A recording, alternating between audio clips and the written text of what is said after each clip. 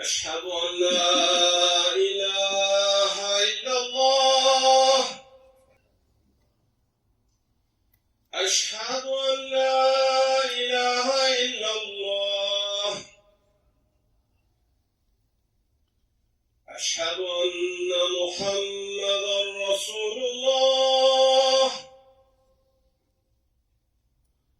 أشهد أن محمدا رسول الله. حي على الصلاة.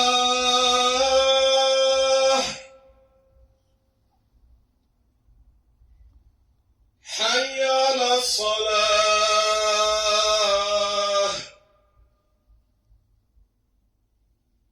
حي على الفلاح.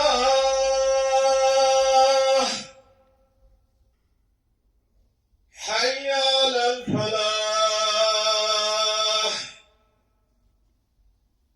الله أكبر الله أكبر. لا إله إلا الله. إن الحمد لله نحمده ونستعينه ونستغفره ونعوذ بالله من شرور أنفسنا ومن سيئات أعمالنا. من يهده الله فلا مضل له ومن يضلل فلا هادي له. نشهد أن لا إله إلا الله وحده لا شريك له ونشهد أن محمدا عبده ورسوله وصلوات الله وسلامه على رسوله محمد وعلى آله وأصحابه الطيبين الطاهرين وعلى أتباعهم التابعين ومن تبعهم بإحسان إلى يوم الدين. يا أيها الذين آمنوا اتقوا الله حق تقاته ولا تموتن إلا وأنتم مسلمون. يا أيها الناس اتقوا ربكم الذي خلقكم من نفس واحدة وخلق منها زوجها وبث منهما رجالا كثيرا ونساء. أيها الناس قال الله تبارك وتعالى في كتابه الكريم: أعوذ بالله من الشيطان الرجيم. بسم الله الرحمن الرحيم. إن جهنم كانت مرصادا للطاغين مآبا. Sadakallahul azim. Bugünkü cümle hutbemizin mevzusu cehenneme giden yollar hakkında olacaktır. Değerli Müslümanlar, insanı cehenneme aparan yüzlerle sebeplerden en birincisi küfür ve Yaradan'ı inkar etmektir. Riyazi rakamlara sığmayacak kadar büyük ve nizamlı olan kainatın Yaradan'ını inkar etmek, yaşadığın evin bennasını, giyindiğin paltarın derzisini veya baktığın resmin ressamını inkar etmek kimi gülünç ve ağılsızlıktır. Nece ki bir dakika ərzində törədilmiş bir qətl sebebiyle katil, hayatının 1/4 teşkil eden 15 yıl müddetinde azatlıktan mehrum edilerek dünyanın cehennemi olan hapse mahkum edilir. Eləcə de yaşadığı her saniye Allah'ın ve meleklerin varlığını inkar eden ve peygamberlerin, alimlerin, abidlerin, ariflerin ve bütün zahitlerin verdikleri haberleri yalanlayan kafir bir bende onların hukuklarını qətl ebedi olarak cehenneme girer. Bəqərə suresinin 217. ayetinde kafir olarak ölenlerin ebediyen cehennemde kalacağı bildirilir. İnsanı cehenneme aparan başka bir sebep de Kur'an'ın büyük zulüm adlandırdığı şirktir.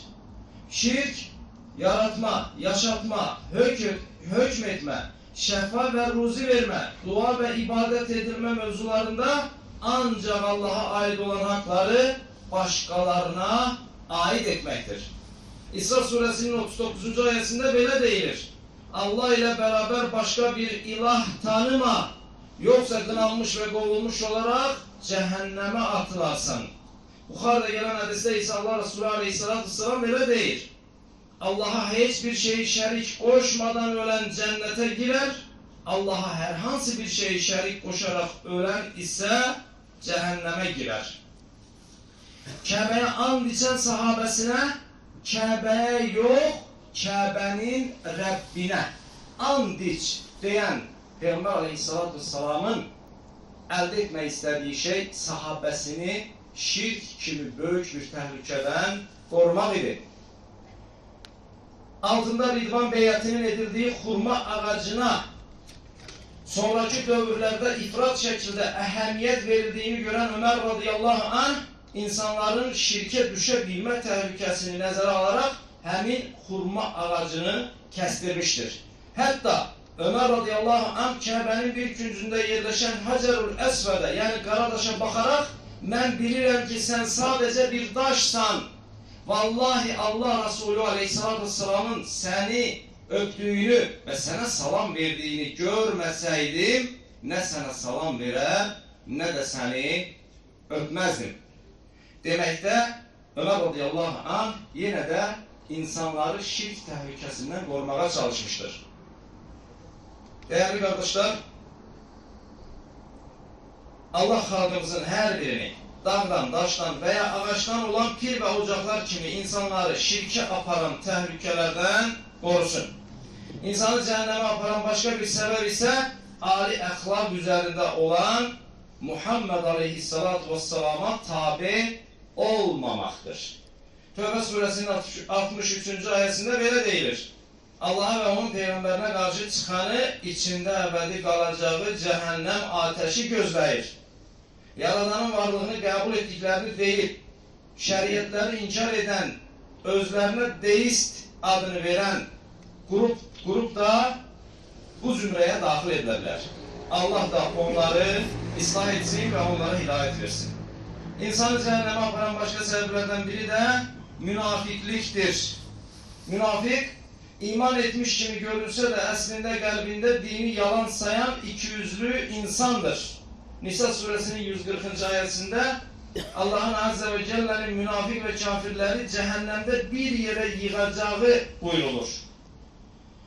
Nahak yere insan öldürmek de cehenneme aparan günahlardan biridir. Nisa suresinin 93. ayetinde böyle deyilir.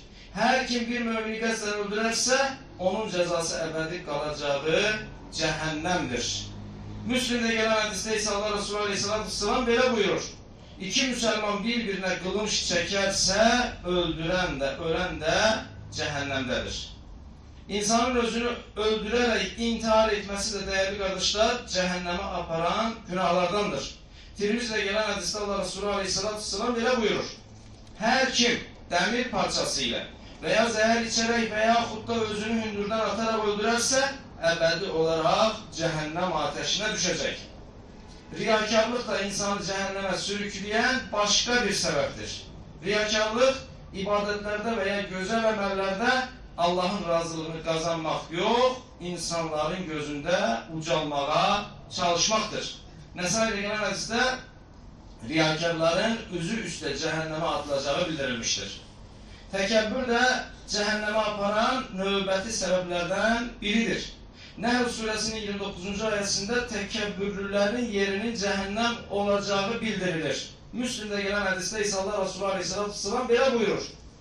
Kalbinde kardal tanesi kadar iman olan hiç kes cehenneme girmez. Kalbinde kardal tanesi kadar küfür olan hiç kimse de cennete girebilmez. Hak adaletten üz çeviren idaresi ve hakimler de cehennemli olma tehlikesiyle üz üzedirler. Bukhari'de gelen hadiste Allah Resulü Aleyhisselatü Vesselam böyle buyurur. Müslüman bir cemaate idarecilik eden ve onların arasında adaletli davranmayarak hıyanet üzere ölen bir insana Allah cenneti haram eder. İnsanları cehenneme sürükleyen sebeplerden biri de dilleri ile söyledikleridir. Tirmiz'de gelen hadiste Allah Resulü Aleyhisselatü Vesselam böyle buyurur. İnsanların cehenneme girmelerine en çok sebep olan şey dilleri ve cinsi organlarıdır. Bukhari'de gelen hadiste ise dedikodu ile meşgul olanların cennete girebilmeyeceği dile getirilmiştir. Değerli kardeşler, içki içmek, kumar oynamak, zina etmek, himayesindeki yetimin malını öz malına katarak onun razılığı olmadan yemek, kasıpçılık korkusuyla öz evladını öldürmek, müasir dövrümüzdə insanların abort etdirməsi də buna daxildir.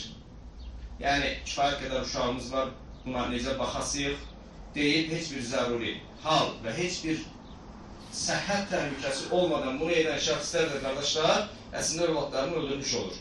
İnsanlar arasında fitnə çıxarmaq, faiz yemək, ata-anaya üsyan etmək, qohuma miras haqqını verməmək, malı lazımsız yerə israf etmək, ölçü və tərəzidə saxtakarlıq etmək, buna müasir dövrümüzdə ticarətin digər bütün saxtakarlıq növləri də daxil edilərlər. Namuslu bir qadına zina iftirası atmaq, müharibə əsnasında döyüşdən qaçmaq, azğınlıq etmək və insanlara işgəncə vermək, müsəlmanlara qarşı qılınc çəkmək, müsəlman qardaşı ilə küsrü ölmək, qonşulara əziyyət vermək, maddi vəziyyəti yaxşı olduğu halda dilənçilik etmək, oğurluq etmək, canlılara işgəncə vermək və nəhayət elmi alimlər qarşısında övünmək, cahillərlə mübahisə etmək və xalqın rəğbətini qazanmaq üçün öyrənmək insanı cəhənnəmə apara biləcək təhlükəli və pis əməllərdəndir. Dəyərli qardaşlar, incə bir nöqtəni vurğulamağı özümə borc bilirəm. Əgər bu sadalanan və cəhənnəm ilə hədis və ayələrdə təhdid edilən hər hansı bir əməli bir vətəndaşımızın, bir soydaşımızın, bir qonşumuzun, bir dostumuzun, bir qohumumuzun etdiyini gördükdə sən cəhənnəmliysən demək xəta olar. Dəyərli qardaş, dəyərli qonşu, dəyərli dost, bu cəhənnəm əhlinin əməllərindəndir deyib onu bu işdən çəkindirmək isə daha doğru bir əməl olar. Qardaşlar, Allah bizi və bütün xalqımızın hər bir fərdini cəhənnəmə aparacaq yollardan uzaq eləsin və cənnətə gedəcək yolda bizim qapılarımızı açsın. Cənnətə gedən yollarda bizə güc qüvvət versin və bizi və xalqımızın hər bir fərdini cənnət əhlindən eyləsin. Barakallahu aleyhi və ləkum fil Qur'anil azim və nəfa'ani və iyyakum bima fihi minəl ayati və zikril hakim.